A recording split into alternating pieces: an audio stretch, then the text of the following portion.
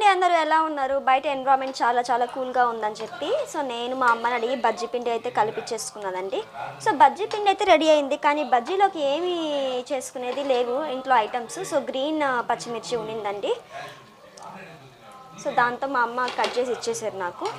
So అది మళ్ళీ వామాకుతో కూడా బజ్జీ వేస్తారంట కదా, నాకు తెలియదు యాక్చువల్గా. అయితే తింటే చాలా చాలా మంచిదంటండి హెల్త్కి. సో వామాకు కూడా మా అమ్మ బయట చెట్లో నుంచి తీసిచ్చారు. సో బజ్జీ అయితే నేను వేస్తున్నాను, ప్రిపేర్ అయిపోయింది, చూస్తున్నారు కదా. నేను తయారు చేసిన బజ్జీ అయితే ఇదండి, ఇప్పుడే తీస్తున్నాను బజ్జీ. సో ఈ బజ్జీలోకి మనకి టమాటో కచ్చగానికి వేసుకుని తింటే ఈవినింగ్ స్నాక్స్ ఐటమ్స్కి చాలా చాలా బాగుంటుందండి. మీరు ఒకసారి ట్రై చేయండి, విత్ దేంతో అంటే వామాకుతో అండ్ గ్రీన్ చిల్లీతో.